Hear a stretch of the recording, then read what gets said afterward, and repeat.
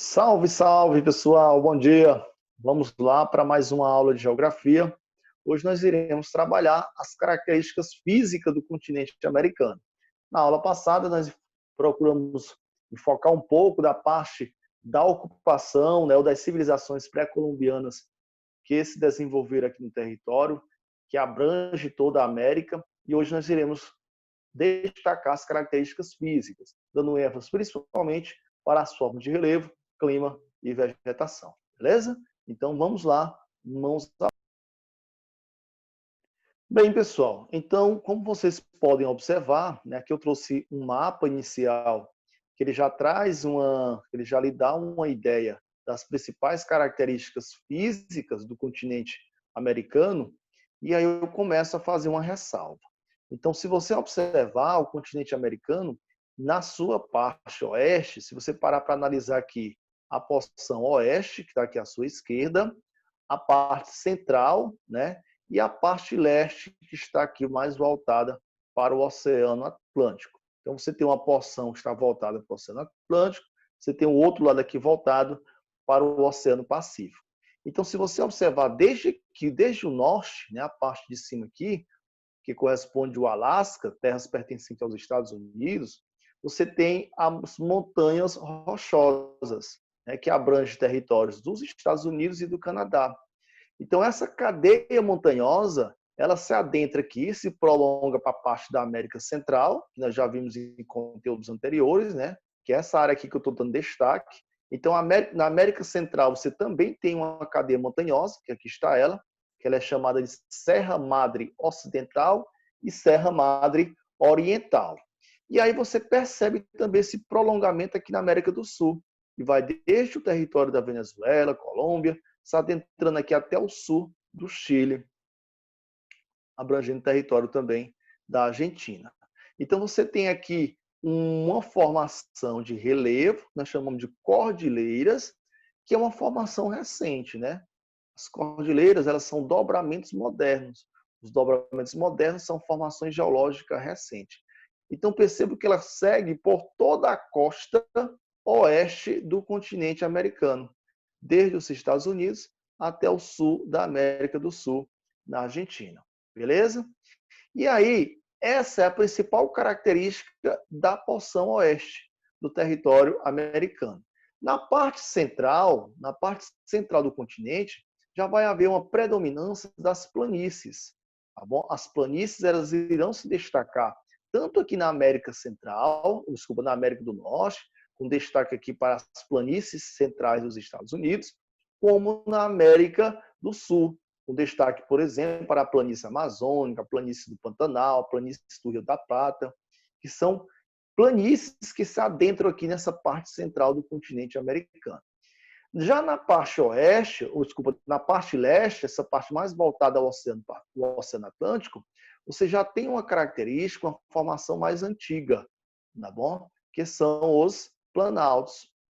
Então, quando você analisa o perfil topográfico do continente americano, você vai encontrar na porção oeste as montanhas, na parte central você vai encontrar as planícies, na parte central você vai encontrar as planícies e na parte leste você vai encontrar os planaltos.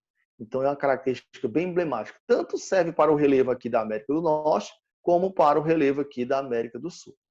Então, se você observar o texto que foi colocado aqui, então você tem, em linhas gerais, o relevo americano ele possui semelhanças, quanto na porção sentido leste e sul.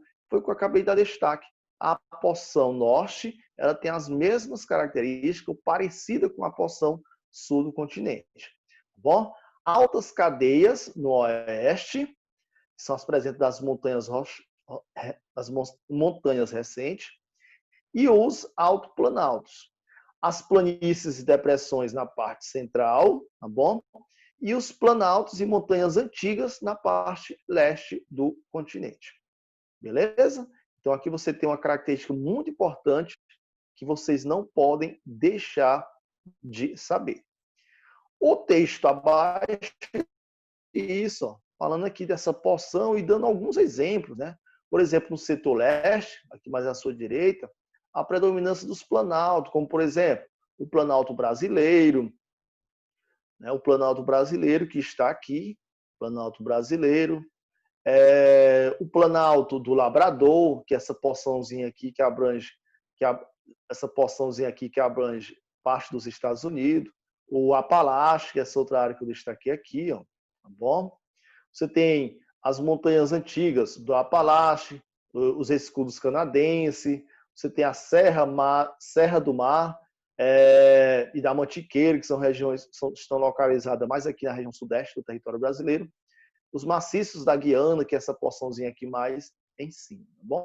Então você tem algumas características no centro-oeste. Na parte central você tem algumas predominâncias. Um destaque, por exemplo, para as planícies que formam o rio Mississippi, o rio Missouri, o rio Mackenzie e o rio Amazonas aqui na América do Sul e o rio da Prata também aqui na América do Sul. Bom, o Mississippi está mais aqui centralizado e o Mackenzie aí mais próximo, essa região que se adentra aqui, já abrangendo a parte do Oceano Atlântico. Bom, então dessa forma podemos dar prosseguimento. Eu vou trazer aqui uma característica bem marcante também, desculpa aí, passou muito rápido, que é esse perfil topográfico que eu fiz menção anteriormente. Então, se você observar aqui em cima, nessa primeira imagem, você tem um perfil topográfico da América do Norte, tá bom? Que sai aqui desde o Oceano Pacífico até o Oceano Atlântico. Então, olhe como são praticamente as mesmas características. O que vai diferenciar, basicamente, é essa espessura aqui das montanhas, né? As montanhas rochosas dos Estados Unidos e Canadá para a Cordilheira dos Andes aqui na América do Sul, que tem um estreitamento. Então, você tem destaque aqui as montanhas rochosas, você tem a Serra da Nevada, Cadeia da Costa, que são denominações dadas para esse relevo da parte oeste. Enquanto que na América do Sul, nós temos exclusivamente a Cordilheira dos Andes, tá bom? E essas regiões no meio aqui, que são chamadas de altiplanos, né? Que são regiões que estão geralmente a 4.000 metros de altitude e são locais que muitas pessoas acabam vivendo. Cidades de grande porte se desenvolveram nesses altiplanos da Cordilheira dos Andes. Já na parte central da América do Norte, nós temos as planícies centrais, e até destaque aqui para o rio Mississippi e os seus afluentes, entre eles o rio Missouri. Na América do Sul, você tem uma predominância maior das planícies, né? As planícies centrais, a planície do Paraná, da Bacia do Paraná, que está localizado mais na parte mais sul, né? Que dá origem ao rio Paraná, que é um rio de grande importância, principalmente para a geração de energia. E a parte oeste aqui da América do Norte, observe que nós temos as montanhas antigas, no caso aqui o Monte Apalache, e a parte litorânea aqui, que corresponde às áreas de planície. Da mesma forma que na América do Sul nós temos os planaltos, a Serra do Atlântico, leste e sudeste, que também tem uma característica de planalto. Então, como eu falei, nós temos as montanhas no oeste, nós temos as planícies no centro e os planaltos no leste. Beleza? Essa é a principal característica do relevo do continente americano. Saindo dessa parte de relevo, está entrando aqui na parte de vegetação e clima, eu trouxe só um mapa aqui, ele não está tão nítido, tão visível, né? Mas vai dar para a gente discutir um pouquinho aqui algumas de suas principais características.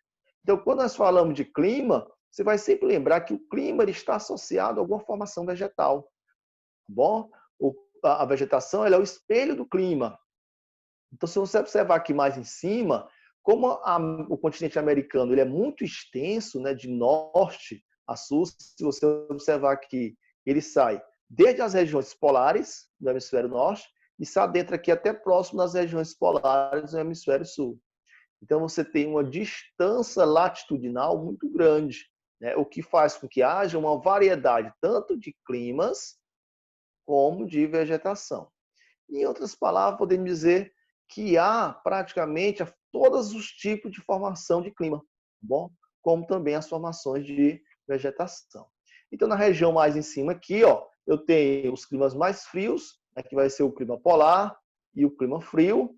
Nesses climas polares e clima frio, eu vou encontrar aqui a tundra e a taiga, que são vegetações típicas dessas regiões. E aí você vai ver aqui a predominância, né? Os climas temperados, mais o norte, que a mesma característica do clima temperado norte, no sul aqui, ó, no sul nós já chamamos de clima subtropical, né? Os climas equatoriais, o clima equatorial e o clima tropical, que ganha ênfase também dentro dessa formação dos climas do continente americano. Então, como vocês podem observar, existe uma variedade muito grande, né, dos climas, né, o semiárido, o desértico, o mediterrâneo. Então, há uma grande, o equatorial, o tropical. Então, há uma grande diversidade de clima. E a justificativa, o motivo é esse, o fato do continente americano ser muito extenso de norte a sul, beleza? E isso também vai determinar as variedades do tipo de vegetação. Desde a tundra, a taiga, as florestas temperadas, floresta mediterrânea, as florestas de restinga, as estepes, os desertos, tá bom? As savanas, no caso nós chamamos aqui na América, no Brasil nós chamamos ela de cerrado, e entre outras características. Beleza, pessoal? Então nosso foco, o foco da nossa aula de hoje era isso. Espero que vocês tenham compreendido. E posteriormente nós teremos alguns áudios que irão trazer algumas características também e dando alguma luz para vocês sobre a resolução de algumas questões. Beleza? Então fique com Deus e até a próxima. Fui!